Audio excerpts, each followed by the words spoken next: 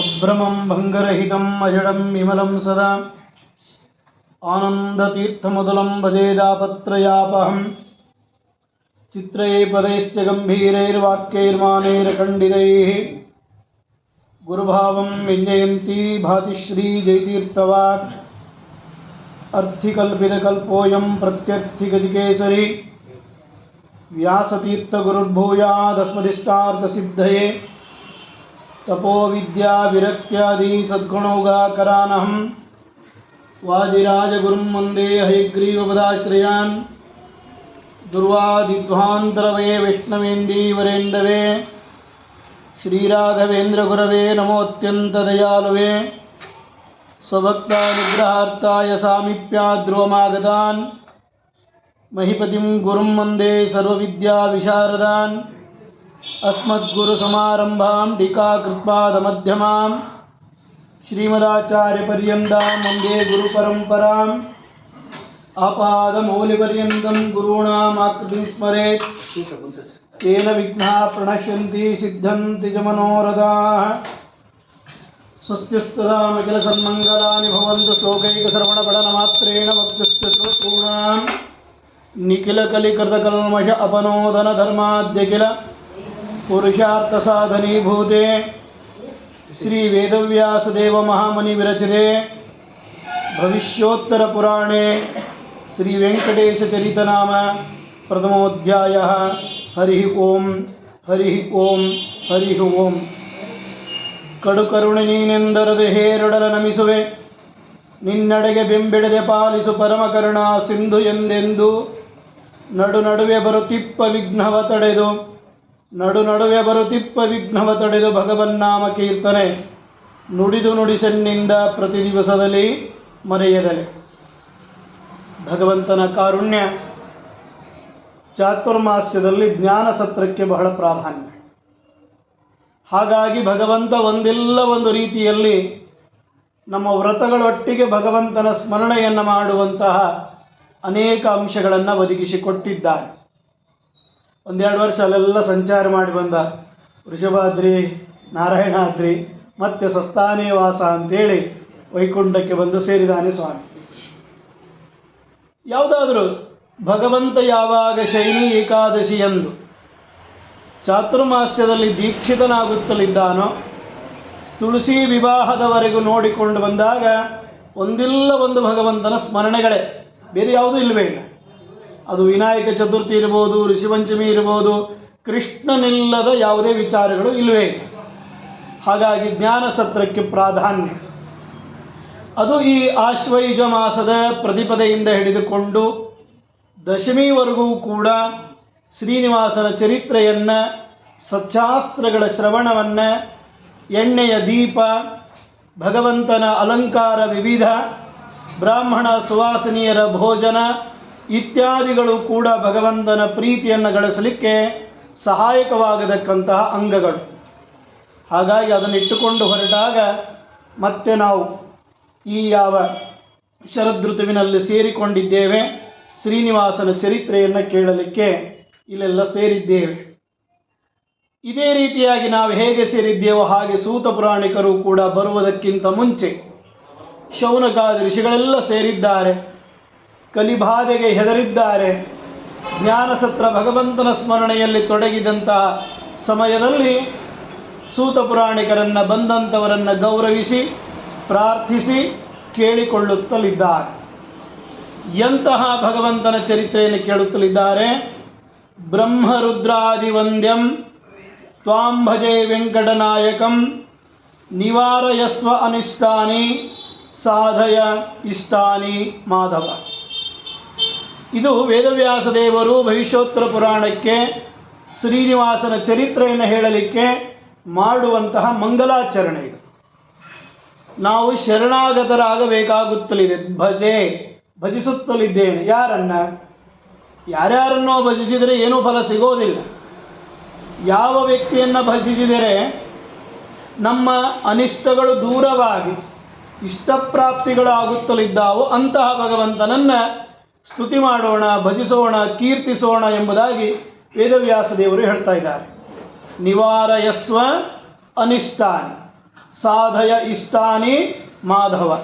ಈ ಇಷ್ಟದೊಳಗೆ ಸಂಸಾರಕ್ಕೆ ಬಂಧಕವಾಗತಕ್ಕಂಥ ವಿಚಾರಗಳು ಬರಬಾರ್ದು. ಬಂದರೆ ಮತ್ತು ಅದು ಅನಿಷ್ಟನೇ. ಹಾಗಾಗಿ ಸಂಸಾರದಿಂದ ಬಿಡುಗಡೆಯಾಗುವ, ಜನನ ಮರಣಗಳಿಂದ ದೂರವಾಗುವ, ಜ್ಞಾನಭಕ್ತಿ ವೈರಾಗ್ಯಗಳನ್ನು ತುಂಬುವ ಯಾವ ವಿಚಾರಗಳಿದಾವೋ ಅದು ಇಷ್ಟಪ್ರಾಪ್ತಿ. ಸಂಸಾರ ಬಂಧನಕ್ಕೆ ಯಾವುದೆಲ್ಲ ಕಾರಣವಾಗ್ತಿದೆಯೋ ಅದೆಲ್ಲ ಅನಿಷ್ಟ ಪ್ರಾಪ್ತಿಯೇ ಅದು. ಹಾಗಾಗಿ ಬೇಡಿಕೊಳ್ಳುವಾಗಲೂ ಬಹಳ ಎಚ್ಚರಿಕೆಯಿಂದ ಬೇಡಿಕೊಳ್ಳಬೇಕು ಭಗವಂತನ ಹತ್ರ. ನಿವಾರಯಸ್ವ ಅನಿಷ್ಟಾನಿ. ಕಲಿಯುಗದ ಬಾಧೆಯಲ್ಲಿದ್ದೇವೆ, ನಮಗೆ ಬರೋದಿಷ್ಟೇ ಮಾನಸಿಕ ನೆಮ್ಮದಿ, ದೈಹಿಕವಾದ ಆರೋಗ್ಯ, ಮಾತುಗಳಲ್ಲಿ ಯಾವ ಸ್ವಲ್ಪ ಹಿಡಿತ, ಇವುಗಳ ಕೊಡುವುದರ ಮೂಲಕ ನೆಮ್ಮದಿಯನ್ನು ಕೊಡು ಸ್ವಾಮಿ, ಅನಿಷ್ಟಗಳನ್ನು ದೂರ ಮಾಡು, ಇಷ್ಟಪ್ರಾಪ್ತಿಯನ್ನು ಮಾಡಿಕೊಡುವಂತ ಬೇಡಿಕೊಳ್ತಾ ಇದ್ದೇವೆ. ಹಾಗಾದರೆ ಯಾರನ್ನು ಬೇಡಿಕೊಳ್ಳಬೇಕು? ಮಾಧವ ನಾಮಕನಾದ ಪರಮಾತ್ಮನನ್ನು ಬೇಡಿಕೊಳ್ತಾ ಇದ್ದೇವೆ. ಮಾ ಅಂದರೆ ಲಕ್ಷ್ಮೀದೇವಿ, ಧವ ಅಂತಂದರೆ ಅವಳಿಗೆ ಶೋಭೆಯನ್ನು ತಂದವ, ವೇದ ವಿದ್ಯೆ ಅವಳಾದರೆ ಅದರಿಂದ ತಿಳಿದು ಬರತಕ್ಕಂಥವ ವೇದ ಪ್ರತಿಪಾದ್ಯ ಭಗವಂತನಾಗಿದ್ದಾನೆ. ಮಾ ಅಂದರೆ ವೇದಗಳು, ಧವ ಅಂತಂದರೆ ಅದರಲ್ಲಿ ಪ್ರಕಾಶಮಾನನಾಗತಕ್ಕಂಥವರೇ ಸಾಕ್ಷಾತ್ ಶ್ರೀನಿವಾಸ. ಹಾಗಾಗಿ ಕನಕದಾಸರು ನುಡಿದಿದ್ದು, ಶೋಧಿಸನ್ನ ಭವದ ಕಲಶ ಬೋಧಿಸಯ್ಯ ಜ್ಞಾನವೆನಗೆ ಬಾಧಿಸುವ ಯಮನ ಬಾಧೆ ಬಿಡಿಸು ಹೇ ಮಾಧವ. ಹಾಗಾಗಿ ಇಲ್ಲಿ ಶುದ್ಧೀಕರಣವಾಗಬೇಕಾಗಿದೆ. ನಾವು ಮಾಡಿದ ಕರ್ಮಗಳ ಶೋಧನೆಯಾಗಬೇಕಾಗಿದೆ. ನಾವು ಮಾಡುವ ಬ್ಯಾಲೆನ್ಸ್ ಶೀಟ್ಗಳೆಲ್ಲ ಭಗವಂತನಿಗೆ ಅರ್ಪಿತವಾಗಬೇಕಾಗಿದೆ. ಹಾಗಾಗಿ ಮಾಧವ ನಾಮಕನಾದ ಪರಮಾತ್ಮನನ್ನು ಇಲ್ಲಿ ಆರಾಧ್ಯ ದೈವವಾಗಿ ಈ ಯಾವ ಪುರಾಣಕ್ಕೆ ಅಧಿದೇವನಾಗಿ ನಾವು ಕಾಣುತ್ತಲಿದ್ದೇವೆ. ಅಮಯಂಥವ ಬ್ರಹ್ಮ ರುದ್ರ ಆದಿವಂದ್ಯಂ ಬ್ರಹ್ಮಾಂಡಂ ವರಮಂದಿರಂ ಸುರಗಣಾ ಯಸ್ಯ ಪ್ರಭೋ ಸೇವಕ. 14 ಲೋಕದಲ್ಲಿರ್ತಕ್ಕಂಥ ಯಾವ ಜೀವರಾಶಿಗಳಿದ್ದಾರೋ ಎಲ್ಲರೂ ಯಾವಾತನಿಗೆ ಶರಣಾಗತರಾಗಿದ್ದಾರೋ, ಎಲ್ಲರೂ ಯಾವಾತನ ಕುಟುಂಬಸ್ಥರಾಗಿದ್ದಾರೋ ಅಂತಹ ಬ್ರಹ್ಮ ರುದ್ರಾದಿ ದೇವತೆಗಳಿಂದ ಸ್ತುತಿಸಲ್ಪಡತಕ್ಕಂಥವ, ಸೇವಿಸಲ್ಪಡತಕ್ಕಂಥವ, ಆರಾಧಿಸಲ್ಪಡತಕ್ಕಂಥವ, ಅರ್ಚಿಸಲ್ಪಡತಕ್ಕಂಥವ, ಮೆಚ್ಚಿಸಲ್ಪಡತಕ್ಕಂಥವ, ಅಂಥವನಿಗೆ ನಾವು ಶರಣಾಗತರಾಗಬೇಕಾಗುತ್ತದೆ. ಬ್ರಹ್ಮ ರುದ್ರಾದಿ ವಂದ್ಯಂ. ಅಂತಹ ಸ್ವಾಮಿ ಎಲ್ಲಿದ್ದಾನೆ? ತಾನಾಗಿ ಬಂದು ನಿಂತ ಕ್ಷೇತ್ರಗಳಲ್ಲಿ ಒಂದು ತ್ವಾಂ ಭಜೆ ವೆಂಕಟನಾಯಕ. ಹೇ ವೆಂಕಟಾಧೀಶನಾದ ಶ್ರೀನಿವಾಸ, ನಿನಗೆ ನಾನು ಶರಣಾಗತರಾಗುತ್ತಲಿದ್ದೇವೆ. ಹಾಗಾಗಿ ನಮ್ಮ ಅನಿಷ್ಟಗಳನ್ನು ದೂರ ಮಾಡು, ಇಷ್ಟಪ್ರಾಪ್ತಿಯನ್ನು ಮಾಡಿಕೊಡು ಎಂಬುದಾಗಿ ಮಂಗಲಾಚರಣೆಯನ್ನು ಮಾಡುತ್ತಲಿದ್ದಾರೆ. ಮಂಗಲಾಚರಣೆ ಮಾಡಬೇಕಾದರೆ 4 ಅನುಬಂಧ ಚತುಷ್ಟಯಗಳು ಇರಲೇಬೇಕು. ಅನುಬಂಧ ಚತುಷ್ಟಯಗಳು ಇಲ್ಲದೆ ಇರುವಂತಹ ಗ್ರಂಥವನ್ನು, ವಿಚಾರವನ್ನು, ವಿಷಯವನ್ನು ಯಾವುದನ್ನು ಕೇಳಬಾರದು, ನೋಡಬಾರದು ಅಂತ ಹೇಳಿ. ಅವು ಯಾವುದು ಅಂತ ಕೇಳಿದಾಗ ವಿಷಯ, ಪ್ರಯೋಜನ, ಸಂಬಂಧ, ಅಧಿಕಾರಿಗಳು ಇರಲೇಬೇಕು. ಹಾಗಾಗಿ ಭಾಗವತ 2ನೇ ಶ್ಲೋಕ ಹೇಳಿದ್ದು ನಿರ್ಮತ್ಸರಾಣಾಂ ಸತಾಂ. ಯಾರಿಗೆ ಹೇಳಬೇಕು ಭಾಗವತ? ಯಾರು ಕೇಳಬೇಕು ಭಾಗವತ? ಯಾರು ವಿಷ್ಣುವಿನ ಕಥೆಯನ್ನು ಕೇಳಲಿಕ್ಕೆ ಅರ್ಹರು ಅಂತಂದರೆ ಈ 4 ಯಾವ ವಿಷಯಗಳು ಇರ್ತಾವೋ ಅನುಬಂಧ ಚತುಷ್ಟಯಗಳು, ಅಂತಹ ಗ್ರಂಥಗಳನ್ನು ಮಾತ್ರ ಗ್ರಾಹ್ಯ, ಸ್ವೀಕಾರ, ಉಪಾದೇಯ ಸ್ವೀಕಾರ ಮಾಡಬೇಕು. ಅನುಬಂಧ ಚತುಷ್ಟಯಗಳು ಯಾವ್ಯಾವುದು? ವಿಷಯ ಇರಬೇಕು, ಪ್ರಯೋಜನ ಇರಬೇಕು, ಸಂಬಂಧ ಇರಬೇಕು, ಅಧಿಕಾರಿಗಳಾಗಿರಬೇಕು. ಹಾಗಾದರೆ ಮೊದಲನೇದು ವಿಷಯ ಮಾಧವ ನಾಮಕನಾದ ಪರಮಾತ್ಮ ನಮ್ಮ ಅನಿಷ್ಟಗಳನ್ನು ದೂರ ಮಾಡಿ ಇಷ್ಟಪ್ರಾಪ್ತಿಯನ್ನು ಮಾಡಿಕೊಡು ಅಂತ ಕೇಳ್ತಾ ಇದ್ದೀವಲ್ಲ. ಬ್ರಹ್ಮರುದ್ರಾದಿಗಳಿಗಿಂತಲೂ ಉತ್ತಮನಾಗಿದ್ದಾನಲ್ಲ. ಅಪಾಸ್ತಂ ಯೋ ರಸೋ ಅಷ್ಟಮಃ, 8ನೇ ರಸದಂತೆ ವಿಲಕ್ಷಣನಾಗಿದ್ದಾನಲ್ಲ, ಅಂತಹ ಪರಮಾತ್ಮನೇ ಇದರಲ್ಲಿ ವಿಷಯನಾಗಿದ್ದಾನೆ. ಇನ್ನು ಪ್ರಯೋಜನ, ಅನಿಷ್ಟ ನಿವಾರಣೆ, ಇಷ್ಟಪ್ರಾಪ್ತಿ, ಇವೆರಡು ಪ್ರಯೋಜನಗಳಾಗುತ್ತಲಿದ್ದಾವೆ. ವಿಷಯ, ಪ್ರಯೋಜನ, ಸಂಬಂಧ.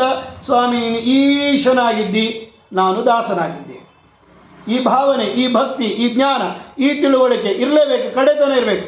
ನಾವು ಎಂದೆಂದಿಗೂ ಯಾವುದೇ ಸಂದರ್ಭದಲ್ಲಿಯೂ ಎಂತಹ ಪರಿಸ್ಥಿತಿಯಲ್ಲಿಯೂ ಕೂಡ ಅಹಂ ಬ್ರಹ್ಮಾಸ್ಮಿ ಆಗಲಿಕ್ಕೆ ಸಾಧ್ಯವೇ ಇಲ್ಲ. ನಾವು ದೇವರು ಒಂದೇ ಆಗೋದೇ ಇಲ್ಲ. ಯಂ ಕಾಮಯೇ ತಂ ತಮುಗ್ರಂ ಕೃಣೋಮಿ, ಇದನ್ನು ಲಕ್ಷ್ಮೀದೇವಿ ಹೇಳುವಂತಹ ಮಾತು. ಅಂತಹ ಲಕ್ಷ್ಮೀದೇವಿಯ ಕಾರುಣ್ಯಕ್ಕೆ ಪಾತ್ರರಾಗಲಿಕ್ಕಾಗಿ ನಾವೆಂದಿದ್ದರೂ ಕೆಳಮಟ್ಟದಲ್ಲಿದ್ದೇವೆ. ಹಾಗಾಗಿ ನಾವೆಲ್ಲರೂ ದಾಸರೇ. ಭಗವಂತನೊಬ್ಬನೇ ಈಶನಾಗಿದ್ದಾನೆ. ಅವ ಭಗವಂತ ಈಶ, ನಾವು ದಾಸ. ಈ ತಿಳುವಳಿಕೆ ಇರಬೇಕು. ಇದೇ ಸ್ವಾಮಿ ಭೃತ್ಯರ ಸಂಬಂಧವನ್ನು ನಾವು ಗುರುತಿಸಬೇಕಾಗುತ್ತಲಿದೆ. ವಿಷಯ ಪ್ರಯೋಜನ ಸಂಬಂಧ. ಅಧಿಕಾರಿಗಳು ಯಾರು? ಗೋವುಗಳ ಮೇಲೆ ವಿಶ್ವಾಸವುಳ್ಳವರು, ವೈಷ್ಣವರನ್ನು ಪ್ರೀತಿಸುವವರು, ಹರಿಭಕ್ತಿ ಮಾಡತಕ್ಕಂಥವರು, ಇವರೇ ಅಧಿಕಾರಿಗಳಾಗುತ್ತಲಿದ್ದಾರೆ. ಈ ನಾಲ್ಕೂಗಳು ಇರೋಣದರಿಂದ ಈ ಭವಿಷ್ಯೋತ್ತರ ಪುರಾಣ ಕೇಳಲಿಕ್ಕೆ, ಸ್ವೀಕಾರ ಮಾಡಲಿಕ್ಕೆ, ಅಧ್ಯಯನ ಮಾಡಲಿಕ್ಕೆ, ಶ್ರವಣ ಮಾಡಲಿಕ್ಕೆ, ಮನನ ಮಾಡಲಿಕ್ಕೆ ಯೋಗ್ಯವಾದ ಗ್ರಂಥವಾಗಿದೆ. ಇದು ಮಂಗಲಾಚರಣೆಯಲ್ಲಿ ತಿಳಿದು ಬರತಕ್ಕಂತಹ ವಿಚಾರ. ಶೌನಕಾದಿ ಋಷಿಗಳು ಕೇಳ್ತಿದ್ದಾರೆ ಸೂತ ಪುರಾಣಿಕರನ್ನು, ಕಥಿತಂ ರಂಗಮಾಹಾತ್ಮ್ಯಂ ತ್ವಯಾ ಹಸ್ತಿಗಿರೀಶಿತು ಜಗನ್ನಾಥಸ್ಯ ವೈ ವಿಷ್ಣೋ ಮಾಹಾತ್ಮ್ಯಂ ಅತುಲಂ ಮುನೆ ಇದಾನಿಂ ಶ್ರೋತುಮಿಚ್ಛಾಮಃ ಮಾಹಾತ್ಮ್ಯಂ ವೆಂಕಟೇಶಿತು. ವೇದವ್ಯಾಸದೇವರ ಕಾಲವನ್ನು ಇವತ್ತಿನ ದಿನಮಾನಗಳಲ್ಲಿ 5100 ವರ್ಷಗಳ ಹಿಂದೆ ಅಂತ ಲೆಕ್ಕ ಹಾಕಿದ್ದೇವೆ. 5000 ವರ್ಷಗಳಿಗಿಂತಲೂ ಮೊದಲೇ ಈ 4 ಪುಣ್ಯಕ್ಷೇತ್ರಗಳು ಪ್ರಸಿದ್ಧವಾಗಿದ್ದಾವೆ. ಯಾವ್ಯಾವ ಕಥೆಯನ್ನು ಈಗಾಗಲೇ ಶೌನಕಾದಿ ಋಷಿಗಳು ಸೂತ ಪುರಾಣಿಕರು ಶೌನಕಾದಿ ಋಷಿಗಳಿಗೆ ಹೇಳಿದ್ದಾರೆ ಅಂತಂದರೆ, ರಂಗಮಾಹಾತ್ಮ್ಯಂ, ಶ್ರೀರಂಗಂ ತಮಿಳುನಾಡಿನಲ್ಲಿರ್ತಕ್ಕಂಥ 7 ಪ್ರಾಕಾರಗಳಿಂದ ಕೂಡಿದ ಅತ್ಯದ್ಭುತವಾದ ಮಹಿಮೆಯನ್ನು ಹೊಂದಿದ, ಕಂಗಳಿದ್ಯಾತಕೋ ಕಾವೇರಿ ರಂಗನ ನೋಡದ ವಿರಜಾ ನದಿಯ ಸ್ನಾನವನ್ನು ಮಾಡಿಸುವ ಮಹಾನುಭಾವನಾದ ಶ್ರೀರಂಗನ ಮಹಾತ್ಮೆಯನ್ನು ನೀವು ಹೇಳಿದ್ದೀರಿ. ಹಸ್ತಿಗಿರೀಶದು, ಕಾಳಹಸ್ತಿಯ ಸಮೀಪದಲ್ಲಿರ್ತಕ್ಕಂಥ ಆ ಚರಿತ್ರೆಯನ್ನೂ ಹೇಳಿದ್ದೀರಿ. ವಾಯುಲಿಂಗದಿಂದ ಕೂಡಿರ್ತಕ್ಕಂಥ ರುದ್ರಾಂತರ್ಗದ ಸಂಘರ್ಷಣನ ಚರಿತ್ರೆಯನ್ನು ಹೇಳಿದ್ದೀರಿ. ಪೂರ್ವ ದಿಕ್ಕಿಗೆ ಜಗನ್ನಾಥಸ್ಯ ವೈ ವಿಷ್ಣೋ, ಪುರಿ ಜಗನ್ನಾಥ ಸ್ವಾಮಿಯ ಚರಿತ್ರೆಯನ್ನು ಹೇಳಿದ್ದೀರಿ. ಗಂಗಾ ಸಾಗರದಲ್ಲಿರ್ತಕ್ಕಂಥ ಜಗನ್ನಾಥನ ಚರಿತ್ರೆಯನ್ನು. ಉತ್ತರಕ್ಕೆ ಬದರಿ ನರನಾರಾಯಣ, ಪಶ್ಚಿಮಕ್ಕೆ ಕೃಷ್ಣ ಪರಮಾತ್ಮ, ಪೂರ್ವಕ್ಕೆ ಜಗನ್ನಾಥ, ದಕ್ಷಿಣಕ್ಕೆ ಶ್ರೀರಂಗ, 4 ದಿಕ್ಕುಗಳಲ್ಲಿರ್ತಕ್ಕಂಥ ಶ್ರೀನಿವಾಸನ ಚರಿತ್ರೆಯನ್ನು ನಮಗೆ ಹೇಳಿಬಿಟ್ಟಿದ್ದೀರಿ. ಆದರೆ ಈಗ ನಮಗೆ ಕೇಳಬೇಕಾಗಿದ್ದು ಯಾವುದು? ಇದಾನಿಂ ಶ್ರೋತುಮಿಚ್ಛಾಮಃ ಮಾಹಾತ್ಮ್ಯಂ ವೆಂಕಟೇಶಿತು, ವೆಂಕಟಾಚಲಕ್ಕೆ ಅಧಿಪತಿಯಾದ ಶ್ರೀನಿವಾಸನ ಚರಿತ್ರೆಯನ್ನು ಹೇಳಿರಿ ಎಂಬುದಾಗಿ ಕೇಳಿದಾಗ ಅವರು ಹೇಳುತ್ತಲಿದ್ದಾರೆ ಸೂತ ಪುರಾಣಿಕರು ಬಹಳ ಸಂತೋಷದಿಂದ. ವೇದವ್ಯಾಸ ದೇವರು ಹೇಳುವಾಗ ನನ್ನ ಮೇಲೆ ಕೃಪೆಯನ್ನಿಟ್ಟು, ನನ್ನ ಮೇಲೆ ಆನಂದವನ್ನು ದಯಪಡಿಸಿ, ಕರುಣಾಸಾಗರ ದೃಷ್ಟಿಯನ್ನು ಬೀರಿ ನನಗೇನು ಹೇಳಿದ್ದಾರೋ ಅದನ್ನೇ ನಾನು ನಿಮಗೆ ಹೇಳುತ್ತೇನೆ, ಸಾವಧಾನ ಚಿತ್ತದಿಂದ ಕೇಳಿರಿ ಎಂಬುದಾಗಿ ಹೇಳಿ ನಮ್ಮನ್ನು ಫ್ಲ್ಯಾಶ್ ಬ್ಯಾಕ್ ರೂಪದಲ್ಲಿ ಎಲ್ಲಿ ಕರ್ಕೊಂಡು ಹೋಗ್ತಿದ್ದಾರೆ? ಬರೆದವರು ದ್ವಾಪರ ಯುಗದವರು, ಕರ್ಕೊಂಡು ಹೋಗ್ತಾ ಇರೋದು ತ್ರೇತಾಯುಗಕ್ಕೆ ಕರೆದುಕೊಂಡು ಹೋಗುತ್ತಲಿದ್ದಾರೆ. ಪರಮ ಧಾರ್ಮಿಕನಾಗಿರ್ತಕ್ಕಂಥ ಜನಕ ಮಹಾರಾಜ ಕೋಪವಿಲ್ಲ, ವಾಸುದೇವನ ಪಾತ್ರಕ್ಕೆ, ಕೃಪಾಪಾತ್ರಕ್ಕೆ ಯಾವ ಪಾತ್ರನಾಗಿರ್ತಕ್ಕಂಥವ ನಿರ್ಮಮ, ನಿರಹಂಕಾರ, ನಿತ್ಯ ತೃಪ್ತ, ಯಾವ ತಿಳುವಳಿಕೆ ಬೇಕು ಎಲ್ಲವೂ ಇತ್ತು ಜನಕರಾಜನಲ್ಲಿ. ಅದಕ್ಕಾಗಿ ಗೀತೆಯಲ್ಲಿ ಕೃಷ್ಣ ಪರಮಾತ್ಮ ಇವನ ಬಗ್ಗೆ ಕೊಂಡಾಡ್ತಾನೆ. ಕರ್ಮಣೈವ ಹಿ ಸಂಸಿದ್ಧಿಂ ಆಸ್ಥಿತ ಜನಕಾದಯ. ನಿತ್ಯ ಕರ್ಮಗಳನ್ನು ಆಚರಿಸುವುದರ ಮೂಲಕವೇ ನನ್ನನ್ನು ಪಡೆದುಕೊಂಡ ಮಹಾನುಭಾವರ ಸಾಲಿನಲ್ಲಿ ನಿಂತುಕೊಳ್ಳತಕ್ಕಂಥವರಲ್ಲಿ ಯಾರಲ್ಲಿ ಮೊದಲಿಗರಾಗ್ತಿದ್ದಾರೆ? ಜನಕರಾಜನಾಗ್ತಿದ್ದಾನೆ. ನೀವು ಕರ್ಮಗಳನ್ನು ಮಾಡಿರಿ, ಕರ್ಮಗಳನ್ನು ತಿಳುವಳಿಕೆಯಿಂದ ಮಾಡಿರಿ, ತಿಳುವಳಿಕೆಯಿಂದ ಮಾಡಿದ ಕರ್ಮಗಳನ್ನು ನನಗೆ ಅರ್ಪಿಸಿರಿ, ನಾನು ಅದಕ್ಕೆ ಫಲ ಕೊಟ್ಟೇ ಕೊಡ್ತೇನೆ. ಕರ್ಮಣ ಏವ ಸಂಸಿದ್ಧಿಂ, ಗುರಿಯನ್ನು ಮುಟ್ಟಿದವರು ಯಾರು?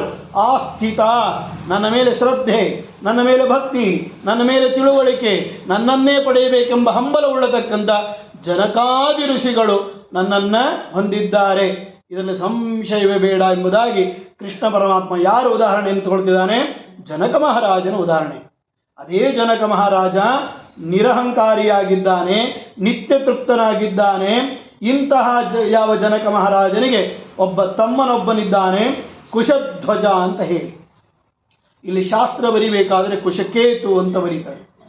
ಕೇತು ಅಂದರೆ ಧ್ವಜ. ಹಾಗಾಗಿ ನವಗ್ರಹ ಮಂಡಲಗಳಲ್ಲಿ ಒಂದೊಂದು ಗ್ರಹಕ್ಕೆ ಇರುವ ಚಿಹ್ನೆಗಳಲ್ಲಿ ಕೇತು ಗ್ರಹಕ್ಕೆ ಹೊಂದುವ ಚಿಹ್ನೆ ಯಾವುದು ಅಂದರೆ ಧ್ವಜ, ಪತಾಕೆ. ಹಾಗಾಗಿ ಕುಶ, ಕೇತು, ಕುಶಧ್ವಜ ಎರಡೂ ಒಂದೇ ಸಮಾನಾರ್ಥಕ ಪದಗಳು. ಕುಶಧ್ವಜನಿದ್ದಾನೆ, ಅವನಿಗೆ ಒಳ್ಳೆ 3 ಜನ ಹೆಣ್ಣು ಮಕ್ಕಳಿದ್ದಾರೆ.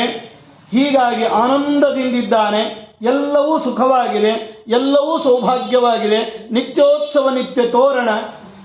ಯಾವ ಜ್ಞಾನಿಗೆ, ಯಾವ ಜೀವಿಗೆ ಶಾಸ್ತ್ರಕ್ಕೆ ವಿರುದ್ಧವಾದ ಆಲೋಚನೆ ಬರಬಾರ್ದಿತ್ತೋ ಅದು ಬಂದ್ಬಿಡ್ತು ಜನಕ ಮಹಾರಾಜನಿಗೆ. ಅದಕ್ಕೆ ಬ್ರಾಹ್ಮಣರಿಗೆ ಯಾರಿಗೂ ಜಾಸ್ತಿ ಸುಖ ಹೆಚ್ಚಾಗಬಾರ್ದು. ಸುಖ ಹೆಚ್ಚಾಯಿತು ಅಂದರೆ ಬುದ್ಧಿ ಕೆಟ್ಟೇ ಬಿಡ್ತದೆ. ಇಲ್ಲಿಯೂ ಎಲ್ಲವೂ ಸುಖವಾಗಿರ್ತಕ್ಕಂಥ ಸಂದರ್ಭದಲ್ಲಿ ಇಷ್ಟು ತಿಳಿದವ ಜ್ಞಾನಿಯಾದಂತಹ ಜನಕ ಮಹಾರಾಜನು ಕೂಡ ಒಂದು ಸಂಕಲ್ಪವನ್ನು ಮಾಡಿಕೊಳ್ತಿದ್ದಾನೆ. ಏನು ಅಂತ ಕೇಳಿದಾಗ, ಸುಖಮೇವ ಸದಾ ಮೇ ಸ್ಯಾತ್, ಇದು ಎಂದೆಂದಿಗೂ ಇಲ್ಲ. ಯಾವತ್ತೂ ಸದಾ ನನಗೆ ಸುಖವಾಗಿರಲಿ ಸಾಧ್ಯವೇ ಇಲ್ಲ. ದುಃಖಂ ಮಾಭೂದಿತಿ ಸ್ಮರನ್, ದುಃಖವನ್ನು ನೋಡುವುದೇ ಬೇಡ. ದುಃಖಂ ನ ಪಶ್ಯೆ ನೇತ್ರಾಭ್ಯಾಂ ಸುಖಂ ಪಶ್ಯೆ ಸದಾತ್ಮನಃ. ಯಾವತ್ತೂ ಈ ಕಣ್ಣುಗಳು ಸುಖವನ್ನೇ ನೋಡಿಕೊಂಡಿರಲಿ, ದುಃಖವನ್ನೇ ನೋಡೋದು ಬೇಡವೇ ಬೇಡ ಅಂತೇಳಿ ಚಿಂತನೆ ಬಂದಾಗ ವೇದವ್ಯಾಸ ದೇವರು ಬರೀತಾರೆ, ಅಸಾಧು ಸಂಹತಂ ವಾಕ್ಯಂ. ಇದು ಎಂಥವರು ಮಾತನಾಡುವಂಥದ್ದು? ಚಾರ್ವಾಕರಂಥವರು ಮಾತನಾಡುವುದು. ನಾಸ್ತಿಕರಾಗಿರ್ತಕ್ಕಂಥವರು, ಮೂಢರಾಗಿರ್ತಕ್ಕಂಥವರು, ಮೂರ್ಖರಾಗಿರ್ತಕ್ಕಂಥವರು, ವಿಷ್ಣು ವೈಷ್ಣವರಲ್ಲಿ ಭಕ್ತಿ ಇಲ್ಲದೇ ಇದ್ದಿರ್ತಕ್ಕಂಥವರು, ಸಂಸಾರ ಸುಖದ ಅಪೇಕ್ಷೆಗಳಲ್ಲಿಯೇ ಮೈ ಮರೆಯತಕ್ಕಂಥವರು ಬಯಸುವಂತಹ ವಿಧಿಗಳಿವೆಲ್ಲ. ಹಾಗಾಗಿ ಅಸಾಧು, ಸಮ್ಮತವಲ್ಲದ, ಯೋಗ್ಯವಲ್ಲದ ಜ್ಞಾನಿಗೆ ಸರಿಯಲ್ಲದ ಮಾತುಗಳನ್ನು ಆಡಿರೋಣದ್ರಿಂದಲೇ ಪರಮಾತ್ಮ ಅಂದ, ಬಾಪ ನಿನಗೊಂಚೂರು ತೋರಿಸೇ ಬಿಡೋಣ ಅಂತೇಳಿ ಪರಮಾತ್ಮ ತೋರಿಸುತ್ತಲಿದ್ದಾನೆ. ಕುಶಧ್ವಜ ಮರಣವನ್ನು ಹೊಂದುತ್ತಲಿದ್ದಾನೆ. ಅವನಿಗೆ ಒಬ್ಬಳು ಹೆಣ್ಣ ಮಗಳು ಸೀತಾದೇವಿ, ಅದಕ್ಕೆ ಅವಳನ್ನು ಜಾನಕಿ ಅಂತ ಕರೀತೇವೆ.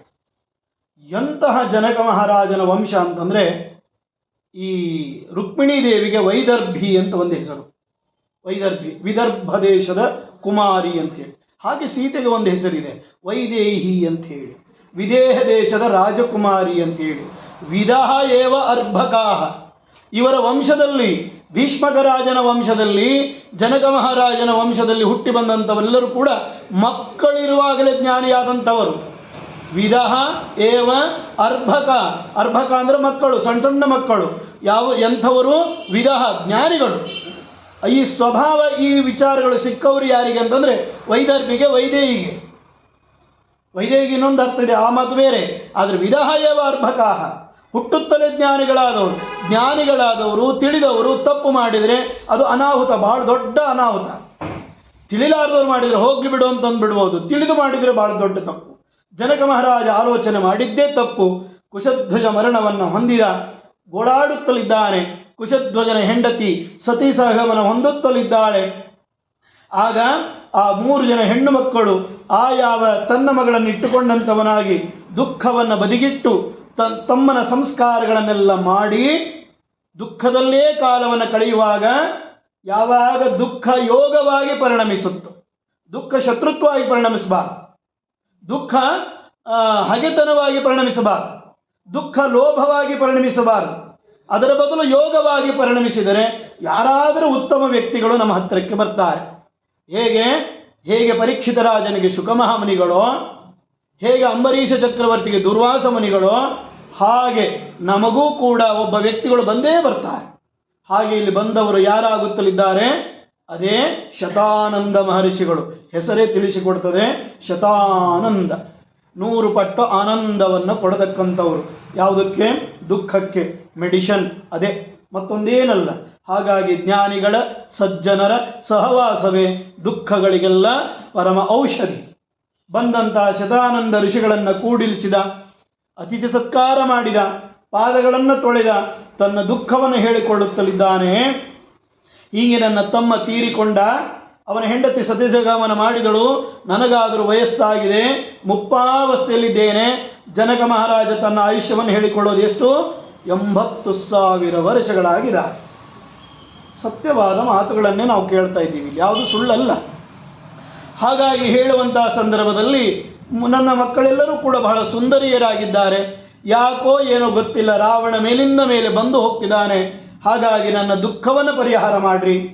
ನಾನು ಈ ಮಕ್ಕಳೆಲ್ಲ ಒಂದೇ ಮನೆಗೆ ಅಳಿಯಂದರಾಗಿ ಸೇರಬೇಕಾಗುತ್ತಲಿದೆ, ಇದನ್ನೆಲ್ಲವನ್ನು ನನಗೆ ಅನುಗ್ರಹ ಮಾಡಿರಿ, ತಿಳಿಸ್ರಿ ಅಂತಂದಾಗ ಶತಾನಂದ ಋಷಿಗಳು ಹೇಳ್ತಾರೆ, ಯಾಕೆ ಚಿಂತೆ ಮಾಡ್ತಿ, ಪರಿಹಾರವಿದೆ ಅಂತ ಹೇಳಿ. ನಮಗೆ ಯಾವತ್ತು ಕಷ್ಟಗಳು ಬಂದಾಗ ಅದು ದೊಡ್ಡ ಗುಡ್ಡನೇ ಆಗಿರ್ತದೆ. ಇದೇ ವಿಚಾರಗಳನ್ನು ನಾರದ ಮಹರ್ಷಿಗಳು, ಪದ್ಮಪುರಾಣ ಹೇಳ್ತದೆ, ಭಗವಂತ ದಶಾವತಾರವನ್ನು ಎತ್ತಿದ ಭರತ ಕ್ಷೇತ್ರ ಅಂತ ತಿಳ್ಕೊಂಡು ಈ ಭರತ ವರ್ಷವನ್ನೆಲ್ಲ ಸಂಚಾರ ಮಾಡ್ತಾರೆ. ಭಾರತ ದೇಶವನ್ನಲ್ಲ, ಭರತ ವರ್ಷವನ್ನು 28 ದ್ವೀಪಗಳಿಂದ ಕೂಡಿದ 6 ಪರ್ವತಗಳಿಂದ ಕೂಡಿದ 7 ಸಮುದ್ರಗಳಿಂದ ಕೂಡಿದ ಭೂಭಾಗವನ್ನೆಲ್ಲ ಸಂಚಾರ ಮಾಡ್ತಾರೆ. ಎಲ್ಲಿಯೂ ಸುಖವನ್ನೇ ಕಾಣದೇ ಇದ್ದಾಗ, ಭಕ್ತಿ ಜ್ಞಾನ ವೈರಾಗ್ಯರು ಕೋಮಾವಸ್ಥೆಯಲ್ಲಿದ್ದಾಗ, ಸನಕ ಸನಂದನ ಸನಾತನ ಸನತ್ಕುಮಾರಾದಿ ಋಷಿಗಳ ಬಳಿಗೆ ಬಂದಾಗ ಯಾಕೆ ವಿಚಾರ ಮಾಡ್ತೀನಿ ನಾರದ ಅಂತಾರೆ. ಸಿಂಪಲ್ಲಾಗಿ ಅವನಂತಾನೆ, ನಾರದ ಇಷ್ಟೆಲ್ಲ ಗಡಬಡಿಸಿಕೊಂಡು ಬರ್ತಾ ಇದ್ದೀನಿ. ಓಂಕಾರದ ವಿಸ್ತಾರ, ನಾರಾಯಣಾಷ್ಟಾಕ್ಷರ ಮಂತ್ರದ ವಿಸ್ತಾರ, ದ್ವಾದಶಾಕ್ಷರ ಓಂ ನಮೋ ಭಗವತೆ ವಾಸುದೇವಾಯ, ಅದರ ವಿಸ್ತಾರ ಗಾಯತ್ರಿ, ಅದರ ವಿಸ್ತಾರ ಪುರುಷ ಸೂಕ್ತ, ಅದರ ವಿಸ್ತಾರ 4 ವೇದಗಳು. ಇಷ್ಟೆಲ್ಲ ಹೇಳಿದರೂ ಕೂಡ ಜ್ಞಾನ ವೈರಾಗ್ಯರು ಬರೀ ಕಣ್ಣು ತೆಗೆದು ಮಲ್ಕೊಂಡ್ಬಿಟ್ರು. ಇನ್ಯಾವುದು ಪರಿಹಾರವಿದೆ? ಜ್ಞಾನ ವೈರಾಗ್ಯರನ್ನ ಚೈತನ್ಯಯುಕ್ತರನ್ನಾಗಿ ಮಾಡ್ಲಿಕ್ಕೆ ನನಗೆ ಯಾವ ದಾರಿ ಕಾಣ್ತಾ ಇಲ್ಲ. ನೀವು ಹೇಳೋ ಮಾತಲ್ಲ ಇದು. ನಾರದರಂಥ ಮಹರ್ಷಿಗಳು, ಅಪರೋಕ್ಷ ಜ್ಞಾನಿಗಳು, ತ್ರಿಲೋಕ ಸಂಚಾರಿಗಳು, ಸದಾ ನಾರಾಯಣನ ಸ್ಮರಣೆ ಮಾಡತಕ್ಕಂಥವರು ಅಂತ ಹೇಳುವಾಗ ಸನಕ ಸನಂದನ ಸರಳವಾಗಿ ಹೇಳ್ತಾರೆ, ಚಿಂತೆ ಯಾಕೆ ಮಾಡ್ತೀರಿ, ಇದೇ ರೀ ಪರಿಹಾರ ಅಂತ. ಇದು ಜ್ಞಾನಿಗಳ ಲಕ್ಷಣ. ಅದಕ್ಕಾಗಿ ಶಾಸ್ತ್ರ ಹೇಳ್ತದೆ, ದರ್ಶನ ದೇವಹಿ ಸಾಧವ. ಕೆಲವರು ಬಳಿಗೆ ಹೋದ್ರೆ ಮಾತ್ರ ಪರಿಹಾರ. ನಾವು ವೈದ್ಯರ ಬಳಿಗೆ ಹೋದರೆ ರೋಗ ಪರಿಹಾರ, ಶ್ರೀಮಂತರ ಬಳಿಗೆ ಹೋದರೆ ಬಡತನ ಪರಿಹಾರ, ಮಠಗಳ ಬಳಿಗೆ ಹೋದರೆ ಧರ್ಮದ ಪರಿಹಾರ. ಹೇಗೋ ಜ್ಞಾನಿಗಳು ಮಾತ್ರ ಕಂಡಲ್ಲಿಯೇ ನೋಡಿದ ಕ್ಷಣವೇ ನಮಗೆ ಪರಿಹಾರವನ್ನು ಕೊಡ್ತಾರೆ. ಅದಕ್ಕೆ ಸನಕ ಸನಂದನ ಋಷಿಗಳು ಹೇಳಿದ್ದಿಷ್ಟೇ, ನೀ ಹೇಳಿದ್ದೆಲ್ಲ ಕಬ್ಬು ತಗೋ ಕಲಸಕ್ರೆ ಅಂತೇಳಿ ಭಾಗವತವನ್ನು ಕೊಟ್ಟು ಪರಿಹಾರ. ಯಾವುದಕ್ಕೂ ಹೆದರಬೇಕಾಗಿಲ್ಲ. ಭಯಕೃತ ಭಯನಾಶನ ಸ್ವಾಮಿ. ಅದಕ್ಕೆ ಜನಕನಾಜ ಇಷ್ಟೆಲ್ಲ ಗೋಳಾಡಿದ ಶತಾನಂದ ಋಷಿಗಳ ಮುಂದೆ ಅವ್ರು ಹೇಳಿದ್ರು, ಯಾಕೆ ಚಿಂತೆ ಮಾಡ್ತಿದ್ದಾನೆ? ಯಾರು? ಶ್ರೀನಿವಾಸನ ಚರಿತ್ರೆ ಕೇಳು. ಕಲ್ಯಾಣವೇ ಕಲ್ಯಾಣ ನಿನಗೆ, ಮಂಗಳವೇ ಮಂಗಳ, ವಿಚಾರ ಮಾಡಬೇಡ ಅಂತ ಹೇಳುತ್ತಲಿದ್ದಾರೆ. ಅಸ್ತಿ ಕಶ್ಚಿತ್ ವಿಶೇಷೋಸ್ಮಿನ್ ಭೂಲೋಕೆ ಭೂಮಿಪಾಲಿಕಾ ದುಹಿತುಸ್ತವ ಕಲ್ಯಾಣಂ ಸುಖದಂ ಶತ್ರುನಾಶನಂ. ನೀ ಕೇಳಿದ್ದು ಸಾವಿರಾರು ಪ್ರಶ್ನೆಗಳು, ಪರಿಹಾರವೆಲ್ಲ ಒಂದೇ, ಶ್ರೀನಿವಾಸನ ಕಲ್ಯಾಣ. ಏನೇನಾಗಬೇಕು? ಮಗಳಿಗೆ ಮದುವೆ ಆಗಬೇಕೋ? ಖಂಡಿತ. ಶತ್ರುಗಳು ದೂರವಾಗಬೇಕೋ? ಆಗ್ತದೆ. ಸುಖ ಬೇಕೋ? ಕೊಟ್ಟೇ ಕೊಡ್ತಾನೆ. ಅದಕ್ಕಾಗಿರೋದು ಒಂದೇ, ಭವಿಷ್ಯೋತ್ತರ ಪುರಾಣಾಂತರ್ಗತವಾದ ಶ್ರೀನಿವಾಸನ ಚರಿತ್ರೆ. 7 ಪುರಾಣಗಳಲ್ಲಿ ಶ್ರೀನಿವಾಸನ ಚರಿತ್ರೆ ಬರ್ತದೆ. 7 ಪುರಾಣಗಳಲ್ಲಿ ಬರ್ತದೆ. ವಾಯುಪುರಾಣ, ಅಗ್ನಿಪುರಾಣ, ಗರುಡ ಪುರಾಣ ಒಂದಕ್ಕೆ ತಿಳ್ಕೊಬೇಡ್ರಿ, ನಿನ್ನೆಗಷ್ಟೇ ಅಲ್ಲದು, ಎಲ್ಲದಕ್ಕೂ ಬರ್ತದೆ. ಹಾಗಾಗಿ ಒಂಚೂರು ಆದಿತ್ಯ ಪುರಾಣದಲ್ಲಿ ಬರ್ತದೆ. ಆದರೆ ಭವಿಷ್ಯೋತ್ತರ ಪುರಾಣ ಮಂಗಳ ಕಾರ್ಯವನ್ನು ನಿತ್ಯ ತೋರಣಕ್ಕೆ ಪ್ರಧಾನವಾಗಿರ್ತಕ್ಕಂಥದ್ದಾಗುತ್ತಲಿದೆ. ಅದನ್ನು ಕೇಳು. ಕಲೌ ತತ್ಕೀರ್ತನಂ ಪುಣ್ಯಂ ಸರ್ವ ದುಃಖಹರಂ ಶಿವಂ. ಶಂಕರಲ್ಲ, ಮಂಗಳ ಸುಂದರ ಸತ್ಯನಾದ ಪರಮಾತ್ಮ ಅದನ್ನು ಪೂರ್ಣ ಮಾಡಿ ಕೊಟ್ಟೇ ಕೊಡ್ತಾನೆ. ವಿಚಾರ ಮಾಡಬೇಡ. ಯಾರ್ಯಾರಿಗೇನೇನು ಕೊಡ್ತಾನೆ ಇದನ್ನು ಕೇಳಿದರೆ, ಧನಕಾಮಸ್ಯ ಧನದಂ ಸಂಪತ್ತು. ಮಹಾಭಾರತ ಸಂಪತ್ತು ಅಂದರೆ ಏನು ಅಂತ ಹೇಳ್ತದೆ. ತುಲ್ಯನಿಂದ ಸ್ತುತಿರ್ಮೌನಿ. ಪ್ರಿಯ ಅಪ್ರಿಯಗಳು, ಬೇಕಾದ ಘಟನೆಗಳು ಬೇಡವಾದ ಘಟನೆಗಳು ನಡೆದಾಗಲೂ, ಸುಖ ದುಃಖಗಳ ಘಟನೆಗಳು ಮೇಲಿಂದ ಮೇಲೆ ಒಂದಾದ ಮೇಲೆ ಒಂದು ನಡೆಯುತ್ತಲಿದ್ದರೂ, ಹಿಂದೆ ಆದ ಮುಂದಾಗುವ ಇವತ್ತಾಗುತ್ತಲಿರುವ ಘಟನೆಗಳನ್ನು ಸಮಾನವಾಗಿ ಸ್ವೀಕಾರ ಮಾಡುವ ಯಾವ ಮನಸ್ಥಿತಿಯೋ ಅದುವೇ ಶ್ರೀಮಂತಿಕೆ ಅಂತ ಹೇಳ್ತದೆ ಮಹಾಭಾರತ. ಅದ್ಭುತ, ನಮಗೆ ತೆರೆದಿಡ್ತದೆ. ಮಹಾಭಾರತ ರಾಮಾಯಣ ಅಡಗೋಲಜ್ಜಿ ಕಥೆಗಳಲ್ಲ, ಏನೋ ಹೇಳಿಕೊಂಡು ಸಾಕ್ತಾ ಇಲ್ಲ, ಎಚ್ಚರಿಕೆಯನ್ನು ಕೊಡ್ತಾ ಸಾಕ್ತದೆ. ಹಾಗಾಗಿ ಶ್ರೀಮಂತಿಕೆ ಅಂದರೆ ಏನು ಇಲ್ಲಿ ಧನದಮಂತಂದರೆ ಅದನ್ನೇ ಇವುಗಳನ್ನು ಸಮಾನವಾಗಿ ಸ್ವೀಕಾರ ಮಾಡುವ ಸ್ವಭಾವವನ್ನು ಪರಮಾತ್ಮ ನಮಗೆ ಹುಟ್ಟಿಸಿಕೊಡುತ್ತಲಿದ್ದಾನೆ. ಪುತ್ರಕಾಮಸ್ಯ ಪುತ್ರದಂ. ಪುತ್ರ ಶಬ್ದಕ್ಕೆ 2 ಅರ್ಥ, ಒಂದು ಜ್ಞಾನ, ಒಂದು ಸಂಪತ್ತು. ಹಾಗೆ ಸಂಸಾರದಲ್ಲಿ ಮುಂದೆ ಹೋಗಿರ್ತಕ್ಕಂಥ ಮಕ್ಕಳು. ರೋಗಹರಂ ರೋಗಾರ್ಥಾನ. ರೋಗದಿಂದ ಬಳಲುವಂಥವರಿಗೆ ರೋಗದ ಪರಿಹಾರ. ಜ್ಞಾನಿನಾಂ ಜ್ಞಾನ ಸಾಧನ. ಯಾರು ಜ್ಞಾನಿಗಳಿದ್ದಾರೋ ಅವರಿಗೆ ಜ್ಞಾನ ಸಾಧನವನ್ನು ಮಾಡಿಕೊಡ್ತದೆ. ಹಾಗಾಗಿ ಇದನ್ನು ಕೇಳಿಯೇ ಜಾಸ್ತಿ ಇನ್ನೂ ಸ್ವಲ್ಪ ಆಸಕ್ತಿ ಕೆರಳಲಿ ಎಂಬ ಕಾರಣಕ್ಕಾಗಿ ಹೇಳುತ್ತಲಿದ್ದಾರೆ. ಬ್ರಹ್ಮ ಇದನ್ನು ಕೇಳಿಯೇ ಬ್ರಹ್ಮ ಪದವಿಯನ್ನು ಪಡೆದ. ನೀಲಕಂಠ ರುದ್ರದೇವರು ಇದನ್ನು ಕೇಳಿಯೇ ವಿಷದಿಂದ ಮುಕ್ತರಾದರು. ಇಂದ್ರ ಸ್ವರ್ಗಾಧಿಪತ್ಯವನ್ನು ಪಡೆದ. ಆದ್ದರಿಂದ ಕಿಂ ಉಕ್ತೇನ ವಿಶೇಷೇಣ ತತ್ಫಲಂ ಕ್ಷಿಪ್ರಮೈಷ್ಯಸಿ. ಬಹಳ ವಿಚಾರ ಮಾಡಬೇಡ, ನಿನಗೇನು ಬೇಕೋ ಅದೆಲ್ಲವನ್ನು ಪೂರ್ಣ ಮಾಡಿಕೊಡ್ತದೆ. ಹಾಗಾಗಿ ಅದನ್ನು ಹೇಳ್ತೇನೆ ಕೇಳು ಅಂತ ಹೇಳಿ ಶ್ರೀನಿವಾಸನ ಚರಿತ್ರೆಯನ್ನು ಪ್ರಾರಂಭ ಮಾಡುತ್ತಲಿದ್ದಾರೆ. ಕೃತೆ ವೃಷಾದ್ರಿಂ ವಕ್ಷಂತಿ ತ್ರೇತಾಯಾಂ ಅಂಜನಾಚಲಂ ದ್ವಾಪರೇ ಶೇಷಶೈಲೇತಿ ಕಲೌ ಶ್ರೀ ವೆಂಕಟಾಚಲಂ ನಾಮಾನಿ ಯುಗಭೇದೇನ ಶೈಲಸ್ಯ ಅಸ್ಯ ಭವಂತಿ. ಈ ಪ್ರತಿಯೊಂದು ಯುಗದಲ್ಲಿ ಒಂದೊಂದು ಹೆಸರು. ಇವತ್ತು ಶ್ರೀನಿವಾಸ ಬಂದು ನಿಂತಹ ಕ್ಷೇತ್ರಕ್ಕೆ ಕೃತಯುಗದಲ್ಲಿ ವೃಷಭಾಚಲ, ವೃಷಭಾದ್ರಿ, ವೃಷಶೈಲ ಎಂಬುದಾಗಿ ಕರೀತಾ ಇದ್ದಾರೆ. ತ್ರೇತಾಯುಗದಲ್ಲಿ ಅಂಜನಾಚಲ, ಅಂಜನಾದ್ರಿ ಅಂತ ಕರೀತಾ ಇದ್ದಾರೆ. ದ್ವಾಪರ ಯುಗದಲ್ಲಿ ಶೇಷಶೈಲ ಅಂತ ಕರೀತಾ ಇದ್ದಾರೆ. ಕಲಿಯುಗದಲ್ಲಿ ಮಾತ್ರ ಅದನ್ನು ಕರೀತಾ ಇರೋದು ಶ್ರೀ ವೆಂಕಟಾಚಲ ಎಂಬುದಾಗಿ ಕರೆಯುತ್ತಲಿದ್ದಾರೆ ಅಂತ ಹೇಳುವಾಗ ಸುಮ್ಮನೆ ಇರ್ತಾರೆಯೇ? ನಮ್ಮಂತೆ ಕೇಳತಕ್ಕಂಥವರಲ್ಲ ಶೌನಕಾದಿ ಋಷಿಗಳು, ಜನಕರಂಥ ರಾಜರು ಕೇಳುತ್ತಲಿದ್ದಾರೆ. ಯಾಕೆ? ಯುಗಭೇದಕ್ಕನುಗುಣವಾಗಿ ಹೆಸರುಗಳು ಸ್ವಾಮಿ ಅಂತ ಕೇಳಿದಾಗ ಒಂದೊಂದು ಕಥೆಯನ್ನು ಹೇಳಿಕೊಂಡು ಹೊರಟಿದ್ದಾರೆ. ಋಷಭನೆಂಬತಕ್ಕಂಥ ರಾಕ್ಷಸನಿದ್ದ. ಋಷಭನಾಮಕನಾದ ಪರಮಾತ್ಮನ ಅವತಾರವೂ ಆಗಿದೆ. ಇಲ್ಲಿ ವೃಷಭನಾಮಕನಾಗಿರ್ತಕ್ಕಂಥ ಒಬ್ಬ ರಾಕ್ಷಸ. ರೂಕ್ಷ ಕರ್ಮಕೃತ, ಮಾಡೋ ವ್ಯವಹಾರಗಳೆಲ್ಲ ಎಂಥದ್ದು ಅಂದರೆ ಬಹಳ ಕೆಟ್ಟದ್ದೇ. ಆದರೆ ಅತ್ರಸ್ತಾಂ ಶೇಷಶೈಲೇತು ತಾಪಸಾನ್ ಅತ್ಯಬಾಧಯತ್, ಇಲ್ಲಿರ್ತಕ್ಕಂಥ ಶೇಷಾಚಲದಲ್ಲಿ ವಾಸ ಮಾಡಿದ ಋಷಿಗಳನ್ನು ಬಹಳ ಹಿಂಸೆ ಮಾಡ್ತಾ ಇದ್ದ. ಸಂಕ್ಲಿಷ್ಟ ತಪಸಃ ತದ್ವದೇ ಶರಣಂಗದ, ಋಷಿಗಳೆಲ್ಲ ಹೋಗಿ ಸೇರಿಕೊಂಡು ಯಾರಿಗೆ ಶರಣಾಗತರಾಗಬೇಕು? ಶರಣಕ್ಕೆ ಯೋಗ್ಯನಾದ ಶರಣ್ಯನಾದ ಪರಮಾತ್ಮನಿಗೆ ಶರಣಾಗತರಾದರು. ಏನಾದರೂ ಮಾಡಿ ಈ ವೃಷಭಾಸುರನ ಬಾಧೆಯನ್ನು ದೂರ ಮಾಡು ಅಂತ ಕೇಳಿಕೊಂಡ್ರು. ಹಾಗಾಗಿ ಕೇಳಿದಾಗ ಶ್ರೀನಿವಾಸಂ ಋಷಿಕೇಶಂ ಭಕ್ತಾನಾಂ ಅಭಯಪ್ರದಂ, ಇಂದ್ರಿಯಗಳಿಗೆಲ್ಲ ಅಭಿಮಾನಿಯಾದವನೇ ಋಷಿಕೇಶ, ಯಾವತ್ತೂ ಮಂಗಳವನ್ನು ಉಂಟು ಮಾಡುವವನಾದ್ದರಿಂದ ಶ್ರೀನಿವಾಸ, ಭಕ್ತರಿಗೆ ಅಭಯಪ್ರದವನ್ನು ಮಾಡತಕ್ಕಂಥವನಾದುದರಿಂದಲೇ ಅವನಿಗೆ ಹೋಗಿ ಬೇಡಿಕೊಂಡಾಗ ಹೇಳುತ್ತಲಿದ್ದಾರೆ, ಸರಿ ಅದಕ್ಕಾಗಿ ನಾನು ಏನು ಮಾಡಬೇಕೋ ಅದನ್ನು ಮಾಡ್ತೇನೆ, ನಿಶ್ಚಿಂತೆಯಿಂದಿರಿ ಎಂಬುದಾಗಿ ಹೇಳಿ ಆ ವೃಷಭಾಸುರನ ಉಪಟಳವನ್ನು, ದುಷ್ಟತನವನ್ನು ದೂರ ಮಾಡಲಿಕ್ಕಾಗಿ ಪರಮಾತ್ಮ ಅಭಯವನ್ನಿಟ್ಟು ಕಳಿಸಿದ. ಏನು ಮಾಡ್ತಿದ್ದ ವೃಷಭಾಸುರ? ಪರಮಾತ್ಮನೇ ಯಾಕೆ ಬರಬೇಕಾಗಿತ್ತು? ಬೇರೆ ಯಾರಾದರೂ ಒಂದು ಬಗೆಹರಿಸಬಹುದಾಗಿತ್ತಲ್ಲ. ಇಲ್ಲ.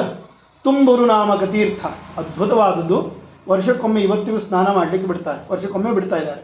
ಅದು ಸ್ವಲ್ಪ ಗುಹಾದೊಳಗಡೆ ಒಂದು ತಾಸಾದರೂ ನಡ್ಕೊಂಡು ಹೋಗಬೇಕು. ಇವತ್ತಿಗೂ ಇದೆ ತೀರ್ಥ, ಇಲ್ಲದ್ದು ಯಾವುದೂ ಹೇಳ್ತಾ ಇಲ್ಲ. ತುಂಬುರು ತೀರ್ಥದಲ್ಲಿ ಸ್ನಾನ ಮಾಡ್ತಾ ಇದ್ದ. ವರಾಂ ಪುಣ್ಯಾಂ ಶಾಲಿಗ್ರಾಮ ಶಿಲಾಂ ನೃಪ, ಎಂಥ ಸಾಲಿಗ್ರಾಮ? ನರಸಿಂಹದೇವರ ಸಾಲಿಗ್ರಾಮ. ಅದು ಎಂಥದ್ದು? ದಿವ್ಯಾಂ ಸುಕರಾಲಾಂ ಅಧೋಮುಖೀಂ, ಮೇಲ್ಗಡೆಯಿಂದ ಕೆಳಗಡೆ ಕೋರೆ ಹಲ್ಲುಗಳಿಂದ ಕೂಡಿದ ದೊಡ್ಡದಾದ ಸಾಲಿಗ್ರಾಮ ರೂಪದಲ್ಲಿರುವ ನರಸಿಂಹದೇವರನ್ನು ಪೂಜೆ ಮಾಡುತ್ತಲಿದ್ದಾನೆ. ಎಂಥವ ನೋಡಿಕೊಂಡು ಎಂತೆಂಥ ಭಕ್ತರು ಪರಮಾತ್ಮನಿಗೆ ಗಂಟು ಬೀಳ್ತಾರೆ, ಲೆಕ್ಕ ಹಾಕಿಕೊಡ್ರಿ. ಈ ಕಡೆಗೆ ಋಷಿಗಳಿಗೆ ತೊಂದರೆ ಮಾಡ್ತಿದ್ದಾನ, ಕೊಲ್ಲಬೇಕಾ? ಈ ಕಡೆಗೆ ಸಾಲಿಗ್ರಾಮದಲ್ಲಿ ನಿತ್ಯದಲ್ಲಿ ಪೂಜೆ ಮಾಡ್ತಿದ್ದಾನೆ, ಅನುಗ್ರಹ ಮಾಡಬೇಕಾ? ಇದು ಇಂತಹ ಪರಿಸ್ಥಿತಿಗಳು ಎಂದೋ ಬಂದು ಹೋಗಿಬಿಟ್ಟಿದ್ದಾವೆ. ಹಾಗಾಗಿ ಪರಮಾತ್ಮ ಹೇಗಿರ್ತಾನೆ? ಒಟ್ಟು 8 ರೂಪದಲ್ಲಿ ನಾವು ಪರಮಾತ್ಮನನ್ನು ಪೂಜೆ ಮಾಡಲಿಕ್ಕೆ ಭಗವಂತ ನಮಗೆ ಅನುಗ್ರಹವನ್ನು ಮಾಡಿಕೊಟ್ಟಿದ್ದಾನೆ. ಶೈಲಿ, ದಾರುಮಯಿ, ಲೌಹಿ, ಲೇಪ್ಯ, ಲೇಖ್ಯ ಚ ಸೈಕತಿ, ಮನೋಮಯಿ, ಮಣಿಮಯಿ, ಪ್ರತಿಮಾ, ಅಷ್ಟವಿಧ. ಪ್ರತಿಮೆಗಳು ಎಷ್ಟು ವಿಧ? 8 ವಿಧಗಳಲ್ಲಿ ಪರಮಾತ್ಮ ಪೂಜೆಯನ್ನು ಸ್ವೀಕಾರ ಮಾಡ್ತಾನೆ. ಮೊದಲನೇದು ಶೈಲಿ, ಶಿಲಾ. ದಾರುಮಯಿ, ಕಟ್ಟಿಗೆ. ತಿರುಕೊಯ್ಲೂರು ಯಾರು ಹೋಗಿರು ನೋಡಿ ಬಂದಿರ್ತೀರಿ ತ್ರಿವಿಕ್ರಮನನ್ನು. ದಾರುಮಯಿ, ಅವನಿಗೆ ಗಂಧದ ಎಣ್ಣೆ ಅಭಿಷೇಕ, ಅವನಿಗೆ ನೀರೇ ಇಲ್ಲ ಅವನಿಗೆ. ಲೌಹಿ, ಲೋಹ, ಯಾವುದಾದ್ರೂ ಪಂಚಲೋಹ, ಹಿತ್ತಾಳೆ, ತಾಮ್ರಗಳಿಂದ ಮಾಡಿರ್ತಕ್ಕಂಥದ್ದು. ಲೇಪ್ಯ, ಈ ಒತ್ತುಗಳಿಂದ ಮಾಡಿರ್ತಕ್ಕಂಥದ್ದು. ಲೇಖ್ಯ, ಕೈಯಲ್ಲಿ ಬರೆದಿರ್ತಕ್ಕಂಥದ್ದು. ಸೈಕತಿ, ಉಸುಕಿನಿಂದ ಮಾಡಿರ್ತಕ್ಕಂಥದ್ದು. ಮನೋಮಯಿ, ಮನಸ್ಸಿನಲ್ಲೇ ನಿರ್ಮಾಣ ಮಾಡಿಕೊಂಡಿರ್ತಕ್ಕಂಥದ್ದು. ಮಣಿಮಯಿ, ಮಣಿಗಳಿಂದ ಮಾಡಿದ ಪ್ರತಿಮಾ. ಒಟ್ಟು 8 ವಿಧವಾದ ರೂಪಗಳಲ್ಲಿ ಪರಮಾತ್ಮನ ಅರ್ಚನೆ ನಡೀಲಿಕ್ಕೆ ಸಾಧ್ಯವಿದೆ. ಅದರಲ್ಲಿ ಮತ್ತೆ 2 ವಿಧ, ಮುಖ್ಯವಾಗಿ 2 ವಿಧ. ಚಲ ಅಚಲೇತಿ ದ್ವಿವಿಧ. ಒಂದು ಎತ್ಕೊಂಡು ಹೋಗ್ಲಿಕ್ಕೆ ಬರ್ತದೆ, ಒಂದು ಎತ್ಕೊಂಡು ಹೋಗ್ಲಿಕ್ಕೆ ಬರಂಗಿಲ್ಲ. ಚಲ ಅಚಲೇತಿ ದ್ವಿವಿಧ. ಪ್ರತಿಷ್ಠಾ ಜೀವ ಮಂದಿರಂ, ಯಾವುದು ಒಮ್ಮೆ ಪ್ರಾಣ ಪ್ರತಿಷ್ಠೆಯಾಗಿ ಅಲ್ಲೇ ಉಳಿತದೋ ಅದು ಅಚಲ, ತಿರುಗಾಡೋದಿಲ್ಲ. ಶ್ರೀನಿವಾಸ ಅಲ್ಲಿರ್ತಕ್ಕಂಥವ. ಉದ್ವಾಸ ಆವಾಹನೇನಸ್ತ ಸ್ಥಿರಾಯಾಮ್ ಉದ್ಧವಾರ್ಚನೆ, ಯಾವುದು ಒಂದೇ ಕಡೆಗೆ ಇರ್ತದೆ ಅದಕ್ಕೆ ಉದ್ವರ್ತನೆ, ಉದ್ವಾಸನೆ, ಆವಾಹನೆಗಳು ಬೇಕಾಗಿಲ್ಲ, ನಿತ್ಯ ಪೂಜೆ ಮಾಡಿಬಿಟ್ರೆ ಸಾಕು. ಆದರೆ ಎತ್ಕೊಂಡು ಹೋಗತಕ್ಕಂಥ ವಿಗ್ರಹಗಳೇನಿದಾವಲ್ಲ, ನಿತ್ಯ ಆವಾಹನೆ, ನಿತ್ಯ ಉದ್ವಾಸನೆ, ನಿತ್ಯ ಉದ್ವರ್ಚನೆ ಆಗಲೇಬೇಕು. ಹಾಗಾಗಿ ಎರಡು ರೀತಿಯಲ್ಲಿರ್ತಕ್ಕಂಥವುಗಳಾಗುತ್ತಲಿದ್ದಾರೆ. ಹಾಗಾದರೆ ಸಾಲಿಗ್ರಾಮದಲ್ಲಿ ಭಗವಂತ ಹೆಂಗಿರ್ತಾನೆ? ಕಾದ ಕಾಂಚನದೊಳಗೆ ಶೋಭಿಪ ಆದಿತೇಯಾಸ್ಯನ ತೆರದಿ ಲಕ್ಷ್ಮೀಧವನು ಪ್ರತಿದಿನದಿ ಸಾಲಿಗ್ರಾಮದೊಳಗಿಪ್ಪ 5,000 ಮೇಲೆ 35 ಅಧಿಕ 500 ರೂಪದಿ ಬುಧರಗಳಭಿಮಾನಿ ದಿವಿಜರಳೊಪ್ಪನು ಅನವರತ. ಒಂದು ಸಾಲಿಗ್ರಾಮ ಮುಟ್ಟಿ ಪೂಜೆ ಮಾಡಿದರೆ ಎಷ್ಟು ರೂಪಗಳನ್ನು ಮುಟ್ಟಿ ಪೂಜೆ ಮಾಡಿದಷ್ಟು ಪುಣ್ಯದ ಫಲ? 5,535. 12 ಸಾಲಿಗ್ರಾಮ, 12 60, 10 ದಿವಸ ಲೆಕ್ಕ ಹಾಕ್ಕೊಳ್ರಿ. ಹೇಗಿರ್ತದೆ ಭಗವಂತನ ಕಾರುಣ್ಯ. ಅದನ್ನೇ ಹೇಳ್ತಾರೆ, ಕಾದ ಕಾಂಚನದೊಳಗೆ ಶೋಭಿಪ. ಒಳ್ಳೆ ಚೆನ್ನಾಗಿ ಸುಟ್ಟಂತಹ ಬಂಗಾರದೊಳಗೆ ಇರ್ತಕ್ಕಂಥ ಅಗ್ನಿ ಇದ್ದೇ ಇರ್ತದೆ, ಅದಕ್ಕೆ ಕಾಂಚನ ಅಂತ ಹೇಳ್ತಾರೆ. ಹಾಗಾಗಿ ಆದಿತೇಯಾಶ್ಚನ ತೆರದಿ ಲಕ್ಷ್ಮೀಧವನು ಯಾರೊಟ್ಟಿಗಿರ್ತಾನೆ? ಲಕ್ಷ್ಮೀಧವನು ಒಬ್ಬನೇ ಇರೋದಿಲ್ಲ ಸ್ವಾಮಿ, ಲಕ್ಷ್ಮಿಯೊಟ್ಟಿಗಿರ್ತಾನೆ. ಅದಕ್ಕಾಗಿ ಲಕ್ಷ್ಮಿಗೆ ಸಮನ ಅಂತ ಹೆಸರು. ಸುಮ್ಮನೆ ಬರೋದಿಲ್ಲ ಅವಳಿಗೆ. ಸಮನ ಅಸಕೃತ ಉಪದೇಶಾತ್ ಓಂ ಬ್ರಹ್ಮಸೂತ್ರ ಹೇಳ್ತದೆ ಲಕ್ಷ್ಮೀದೇವಿಗೆ. ಲಕ್ಷ್ಮೀಧವನು ಪ್ರತಿದಿನದಿ ಸಾಲಿಗ್ರಾಮದೊಳಗಿಪ್ಪ. ಇದಕ್ಕೇನು ಮಾಡಬೇಕಾಗಿಲ್ಲ. ಬೇರೆ ಲೋಹದ ಪ್ರತಿಮೆಗಳಂತಂದರೆ ಅದಕ್ಕೆಲ್ಲ ಕ್ರಿಯೆಗಳಾಗಬೇಕು, ಸಾಲಿಗ್ರಾಮಕ್ಕೆ ಬೇಕಾಗಿಲ್ಲ. 5,000 ಮೇಲೆ 35 ಅಧಿಕ 500 ರೂಪದಿ ಭೂಧರಗಳಭಿಮಾನಿ ದಿವಿಜರಳಪ್ಪನು ಅನವರತ. ರೂಪಾಣಾಂ 5,000 ಹರೇ 5,000 ತದೈವ 35 ಶಾಲಿಗ್ರಾಮೇತು ವೈ ಹರೇ. ಪಂಚರಾತ್ರದಲ್ಲಿ ಬಂದ ವಾಕ್ಯವನ್ನು ದಾಸ ಸಾಹಿತ್ಯ ಸಂಕ್ಷಿಪ್ತವಾಗಿ ಮಾಡಿಕೊಡ್ತಾ ಇದೆ. ಅಂದರೆ ಹರಿಕಥಾಂಸಾರ ಅಂತ ಇದ್ದೀರಿ ಅಂತಾದರೆ ಪಂಚರಾತ್ರ ಓದ್ತಾ ಇದ್ದೀರಿ ಅಂತ ಅನ್ನತಕ್ಕಂಥ ಅನುಸಂಧಾನ ಬರಬೇಕು ನಿಮಗೆ. ಒಂದು ಶ್ಲೋಕ ಅಲ್ಲಿ ಯಾವತ್ತು ಸೂತ್ರಗಳು ಸಣ್ಣದಾಗಿರ್ತವೆ, ಯಾವತ್ತು ಎಕ್ಸ್ಪ್ಲನೇಷನ್ ದೊಡ್ಡದಾಗೇ ಇರ್ತದೆ. ರೂಪಾಣಾಂ 5,000 ಹರೇ 5,000 ತಥೈವ 35 ಶಾಲಿಗ್ರಾಮೇತು ವೈ ಹರಿ. ಒಂದು ಸಾಲಿಗ್ರಾಮದಲ್ಲಿ ಇಷ್ಟು ಭಗವಂತನ ರೂಪಗಳಿರ್ತಾ ಇದ್ದಾವೆ. ಹಾಗಾಗಿ ಶಾಲಿಗ್ರಾಮ ಎಂಬ ಪದವನ್ನು ಬಿಡಿಸಿಕೊಂಡು ಬಂದರೆ ಸಂಖ್ಯೆ ಅದನ್ನೇ ತಿಳಿಸಿಕೊಡ್ತದೆ. ಶ ಯ ರ ಲ ವ ಶ 5ನೇ ಅಕ್ಷರ, 5 ಸಂಖ್ಯೆ. ಲಿ 3ನೇ ಅಕ್ಷರ, ಯ ರ ಲ 3ನೇ ಅಕ್ಷರ. ಗ್ರ ಇದು 2 ಅಕ್ಷರಗಳಿದ್ದಾವೆ, ಗ ಮತ್ತು ರ. ಹಾಗಾಗಿ 2 ಮತ್ತು 3. ಲಾಸ್ಟಿಗೆ ಬಂದು ಮ 5 ಅಕ್ಷರ. 5 5 3 5. ಯಾವುದು ಸುಳ್ಳು, ಯಾವುದು ಕಲ್ಪನೆ, ಯಾವುದು ಇಲ್ಯೂಷನ್ ಅಂತ ಹೇಳ್ತೀವೋ ಅಥವಾ ಅಜ್ಞಾನ, ಯಾವುದು ಅಜ್ಞಾನ ಅಲ್ಲ, ಯಾವುದು ಸುಳ್ಳಲ್ಲ. ಶಾಲಿಗ್ರಾಮ ಎಂಬ ಪದವೇ ಇದನ್ನು ತಿಳಿಸಿಕೊಡ್ತದೆ. ಹಾಗಾಗಿ ನಾವು ಎಲ್ಲಿ ಅರ್ಚನೆ ಮಾಡಲೇಬೇಕು?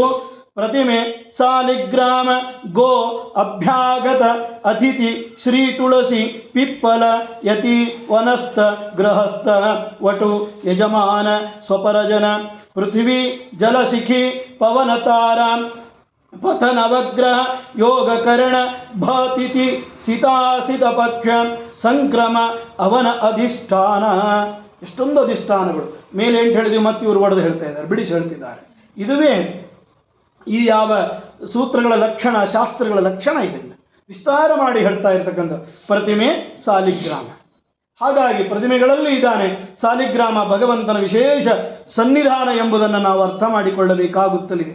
ಹಾಗಾಗಿ ಇಷ್ಟಕ್ಕೆ ಮುಗಿಯೋದಿಲ್ಲ. ಇವನ ಪೂಜೆ ಮಾಡ್ತಾ ಇರತಕ್ಕಂಥದ್ದು ಋಷಭಾಸುರ.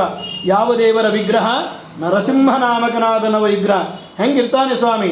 ಮತ್ತೆ ಚಿದ್ದೇಹದೊಳಗೆ 80,720 5 ನೃಸಿಂಹ ರೂಪದಲ್ಲಿರ್ದು ಜೀವರಿಗೆ ನಿತ್ಯದಲ್ಲಿ ಹಗಲಿರುಳು ಬಪ್ಪ ಅಪಮೃತ್ಯುವಿಗೆ ತಾ ಮೃತ್ಯುವೆನಿಸುವ ಭೃತ್ಯವತ್ಸಲ ಭಯ ವಿನಾಶನ ಭಾಗ್ಯ ಸಂಪನ್ನ.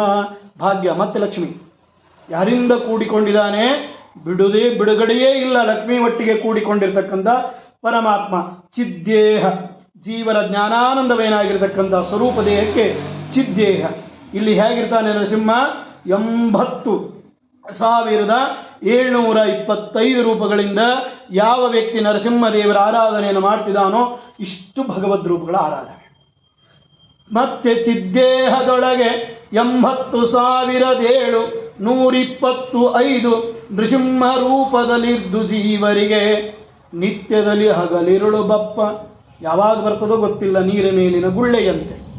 ನಿತ್ಯದಲ್ಲಿ ಹಗಲು ಇರಳು ಬಪ್ಪ ಬರತಕ್ಕಂಥ ಅಪಮೃತ್ಯುವಿಗೆ ತಾ ಮೃತ್ಯುವೆನಿಸುವ ಭೃತ್ಯವತ್ಸಲ ಭಯ ವಿನಾಶನ ಭಾಗ್ಯ ಸಂಪನ್ನ. ಇವೆಲ್ಲಗಳನ್ನು ಕಿತ್ತಿ ಎಸೆದು ನಾಶ ಮಾಡಿ ಭಯದಿಂದ ದೂರ ಮಾಡಿ ಭಗವಂತ ಭೃತ್ಯವತ್ಸಲ, ನಾವೆಲ್ಲರೂ ಅದಕ್ಕಾಗಿ ಸೇವಕರು, ಈ ದಾಸರಾಗಿದ್ದೇವೆ, ನಮ್ಮನ್ನು ಲಕ್ಷ್ಮೀದೇವೊಟ್ಟಿಗೆ ಸೇರಿಕೊಂಡು ಅನುಗ್ರಹವನ್ನು ಮಾಡುತ್ತಲಿದ್ದಾನೆ. ನೃಸಿಂಹ ಎಂಬ ಮಂತ್ರ ಇದನ್ನೇ ಹೇಳ್ತದೆ. ಅಪಮೃತ್ಯುವಿಗೆ ತಾ ಮೃತ್ಯುವೆನಿಸುವ, ಅಂದರೆ ನಮಗೆ ಬರತಕ್ಕಂಥ ಅನಿಷ್ಟಗಳು, ಅಪಮೃತ್ಯುಗಳು, ದುಸ್ವಪ್ನಗಳು ಇವೇನಿದಾವ ಎಲ್ಲವನ್ನು ಕಿತ್ತು ಒಗೆಯತಕ್ಕಂಥವನಾಗುತ್ತಲಿದ್ದಾನೆ. ಭಾಗ್ಯ ಸಂಪನ್ನ, ಭಾಗ್ಯಕ್ಕೆ ಅಧಿಪತಿಯಾದ ದೇವಿ ಲಕ್ಷ್ಮೀದೇವಿ ಲಕ್ಷ್ಮಿಯೊಟ್ಟಿಗೆ ಸದಾ ಇರತಕ್ಕಂಥವನಾಗುತ್ತಲಿದ್ದಾನೆ. ಹಾಗಾಗಿ ಲಕ್ಷ್ಮಿ ಇದೇನು ದಾಸಾಹಿತ್ಯದ ವಾಣಿ ಬಂದಿದೆಯಲ್ಲ, ಎಲ್ಲಿ ಬಂದಿದೆ ಗೊತ್ತೋ? ತಂತ್ರಸಾರದಲ್ಲಿ ಆಚಾರ್ಯ ಶ್ರೀಮದ್ ಆಚಾರ್ಯರು ಹೇಳಿದಂಥ ಮಾತಿದು. ಏನಂತ ಹೇಳ್ತಾರೆ? ಕ್ರೂರಂ ವೀರಂ ಬೃಹದ್ ವಿಷ್ಣುಂ ದೀಪ್ಯಂತಂ ವಿಶ್ವದೋಮುಖಂ ಪುಂ ಮೃಗೇಂದ್ರಂ ಭಯಕರಂ ಶುಭಂ ಮೃತ್ಯೋಶ್ಚ ಮಾರಕಂ ನಮಾಮಿ ಸ್ವಯಮಿತ್ಯೇಷ ದ್ವಾತ್ರಿಂಶಾರ್ಣೋ ಮನೋರ್ಹರೇ. ಅದನ್ನು ಹೇಳ್ತಾ ಇದೆ. ಕ್ರೂರಂ ವೀರಂ ಬೃಹದ್ ವಿಷ್ಣುಂ, ಯಾವಾದರೂ 24 ಅಕ್ಷರಗಳಿಂದ ಕೂಡಿದ ನೃಸಿಂಹ ಮಂತ್ರ. ನಾವು ಅನ್ನೋ ಬೇರೆ ಮಂತ್ರ, ಉಗ್ರಂ ವೀರಂ ವಿಷ್ಣು ಅದು ಬೇರೆ, ಇದೊಂದು ಬೇರೆ ಹೇಳ್ತಿದ್ದಾರೆ. ಹಾಗಾಗಿ ಇಂತಹ ನರಸಿಂಹದೇವರ ಮಂತ್ರವನ್ನು ಅಂದಿದ್ದೇ ಆದರೆ ಕಿನ್ನೋ ಮೃತ್ಯುಕ್ಕರಿಷ್ಯತಿ, ಷಷ್ಠಬ್ದಿ ಇತ್ಯಾದಿಗಳನ್ನೆಲ್ಲ ಮಾಡಿಕೊಂಡಾಗ ಮೃತ್ಯುಹರ ನರಸಿಂಹದೇವರ ಸ್ತೋತ್ರ ಅಂತಲೇ ಒಂದಿದೆ.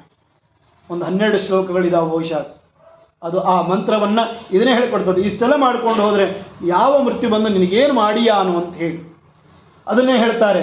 ಜ್ವರನಳು 27 ಹರನೊಳಗೆ ಇರುವ 28 ರೂಪದಿ 2827 ಅಧಿಕ ಜ್ವರ ಹರಾಕ್ವಯ ನಾರಸಿಂಹನ ಸ್ಮರಣೆ ಮಾತ್ರದಿ ದುರಿತ ಕಾಶಿಗಳಿರದೆ ಕೋಪವು ತರಣಿ ಬಿಂಬವ ಕಂಡ ಹಿಮದಂತೆ. ಎಷ್ಟು ಸುಲಭವಾಗಿ ಭಗವಂತ ಪರಿಹಾರ ಮಾಡ್ತಾನೆ ಅಂತಾದರೆ, ಇಬ್ಬನಿ ಬಿದ್ದಾಗ ಸೂರ್ಯನ ಕಿರಣಗಳು ಬಂದರೆ ಮಂಜು ಹೇಗೆ ಕರಿಗೆ ಹೇಳೆ ಸಲ್ಲದಂತೆ ಹೋಗ್ತದೋ ಹಾಗೆ ಜ್ವರ ಹರ ನರಸಿಂಹನಾಮಕನಾಥ ಪರಮಾತ್ಮ ಇಷ್ಟೆಲ್ಲ ರೂಪಗಳಿಂದ, ಜ್ವರದಲ್ಲಿ 27, ಹರನಲ್ಲಿ 28, ಜ್ವರ ಹರ 2827 ರೂಪಗಳಲ್ಲಿ ಇರ್ತಕ್ಕಂಥ ಅವ ನಮ್ಮೆಲ್ಲವನ್ನು ಕಿತ್ತು ಒಗೆಯತಕ್ಕಂಥವನಾಗುತ್ತಲಿದ್ದಾನೆ. ಯಾವ ದೇವರ ನಾಮಸ್ಮರಣೆಯಿಂದ? ನಾರಸಿಂಹನ ಸ್ಮರಣೆ ಮಾತ್ರದಿ ದುರಿತ ಕಾಶಿಗಳಿರದೆ ಕೋಪವು ಓಡಿ ಹೋಗಿಬಿಡ್ತಾವೆ ಇಂತಹ ಭಗವಂತನ ಸ್ಮರಣೆಯಿಂದ. ಇದನ್ನೇ ಮತ್ತೊಂದು ಕಡೆಗೆ ಹೇಳ್ತದೆ. 28 ರುದ್ರೋಸ್ತಿ ಜ್ವರ ವೈ 27 ಅಷ್ಟಶತ ದ್ವಿಸಹಸ್ರಂ ಹಿ ಮೇಲನೆ. ಶಾಸ್ತ್ರ ಹೇಳಿದಂಥ ಮಾತುಗಳನ್ನೇ ದಾಸಾಹಿತ್ಯ ಮತ್ತೆ ವಿವರವಾಗಿ ಹೇಳ್ತಾ ಇದೆ.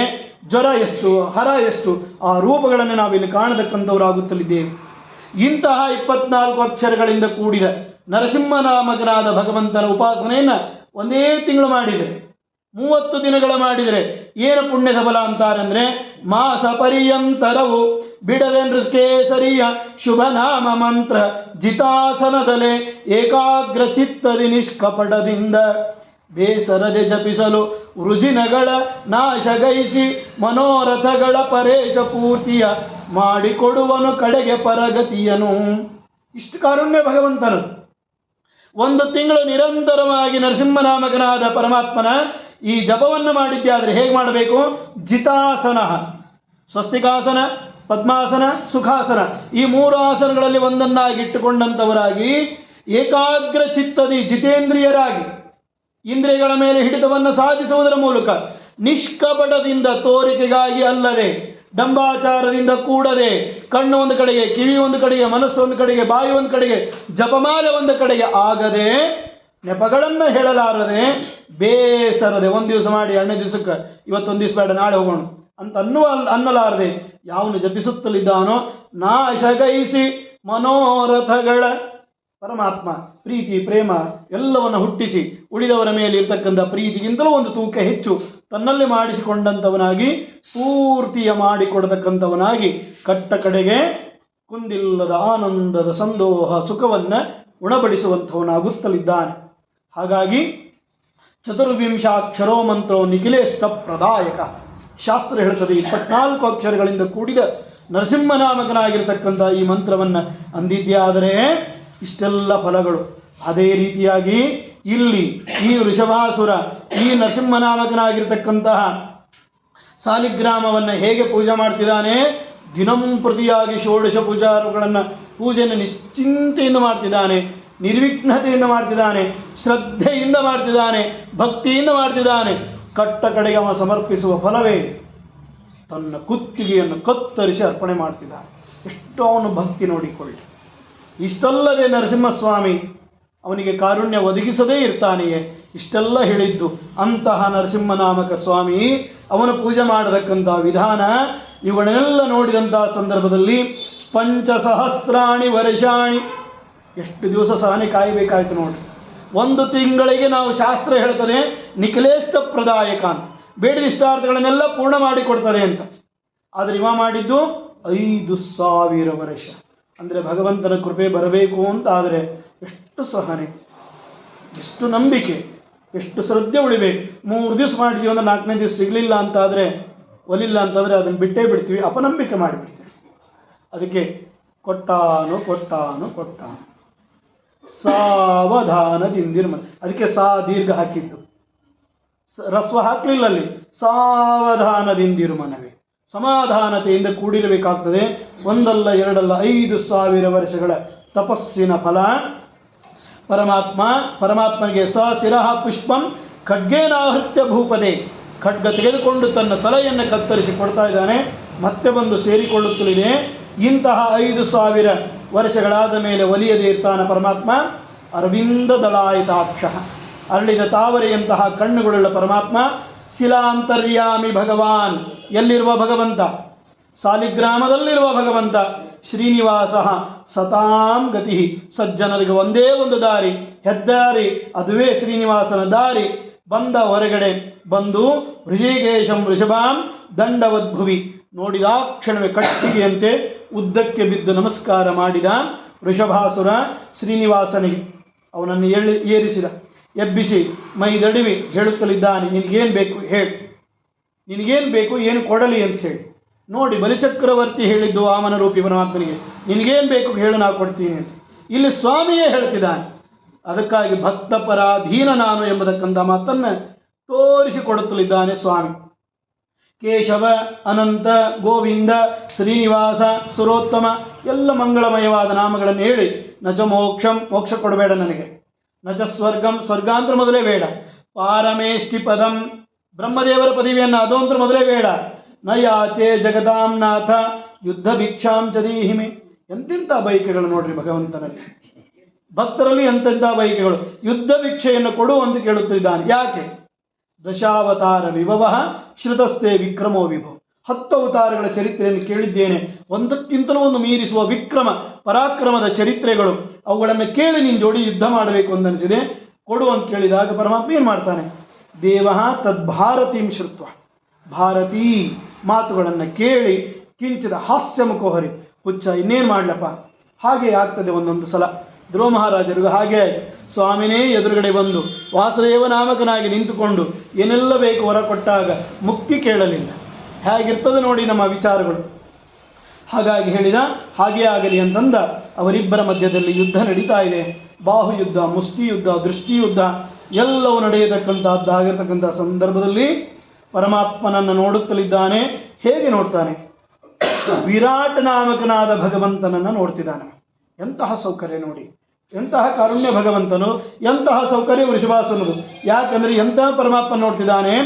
ತತ್ರಸ್ಥಂ ವಾಸುದೇವಂ ವಿಶ್ವರೂಪಿಣಂ ಅವ್ಯಯಂ ಸಹಸ್ರಭುಜ ಸಂಯುಕ್ತಂ ಸಹಸ್ರಾಯುಧಭೂಷಿತಂ.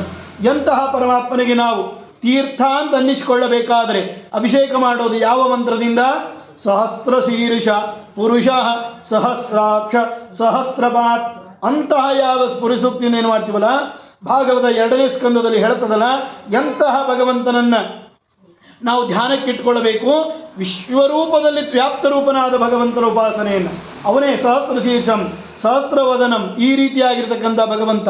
ಅಂತಹ ವಿರಾಟ್ ರೂಪನಾದ ಭಗವಂತನನ್ನು, ಗರುಡನ ಮೇಲೆ ಕುಳಿತ ಭಗವಂತನನ್ನು ನೋಡಿಕೊಂಡು ಅವನು ಸಂತೋಷ ಪಡತಕ್ಕಂಥವನಾಗುತ್ತಲಿದ್ದಾನೆ.